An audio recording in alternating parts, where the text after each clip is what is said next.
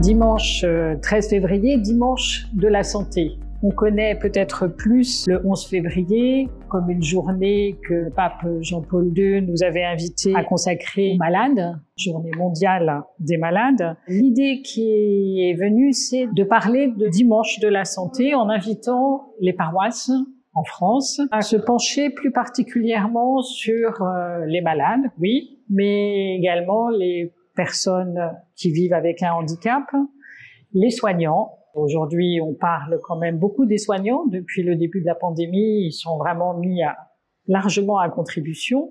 Les personnes âgées, là aussi, on en parle beaucoup en ce moment, avec la question des établissements EHPAD. Et puis, voilà, cette question aussi des évolutions de la société qui font qu'aujourd'hui, de plus en plus de personnes âgées sont à domicile, âgées plus ou moins, mais parfois avec une difficulté à se déplacer, à être plus autonome encore. Et du coup, voilà, cette attention des communautés à toutes les formes de fragilité liées à l'âge ou à la santé.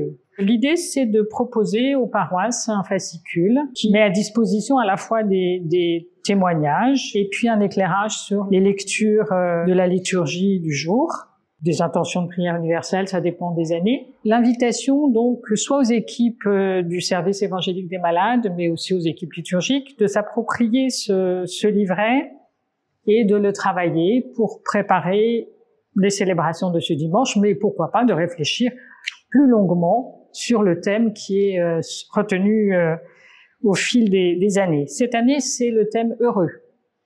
Qui est le mot de l'évangile du jour, avec les béatitudes.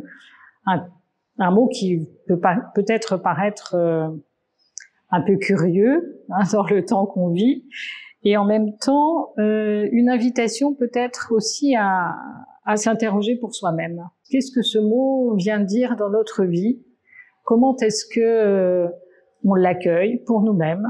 Et aussi, comment est-ce que finalement on en traduit quelque chose dans nos rencontres avec les autres et en particulier avec les personnes qui sont plus en vulnérabilité, en fragilité à un moment ou à un autre. Heureux sommes-nous d'être aimés de Dieu, de le savoir et non seulement de le savoir, mais de le toucher peut-être dans le concret de nos vies, dans des rencontres avec d'autres où cette attention qu'ils vont porter va aussi nous faire découvrir quelque chose de cet amour de Dieu pour nous et comment à notre tour on peut aussi être signe de cet amour de Dieu tous les jours et en particulier dans les moments où on a l'impression qu'il est le plus éloigné, on a l'impression qu'il nous abandonne et qu'il n'est pas là, sinon comme Job on crie. Donc je ne peux qu'inviter les équipes du SEM à faire connaître ce dimanche, de façon à ce que ce dimanche santé ne soit pas simplement un dimanche dont on parle entre nous, mais que ce soit vraiment un moment où les communautés paroissiales sont particulièrement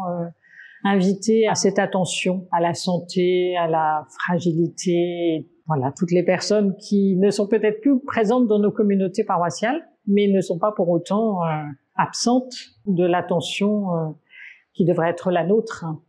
Donc, cette invitation à ne jamais oublier ceux qui peut-être parfois disparaissent de nos communautés parce qu'ils ne peuvent plus venir, ils ne peuvent plus participer, ils ne peuvent plus...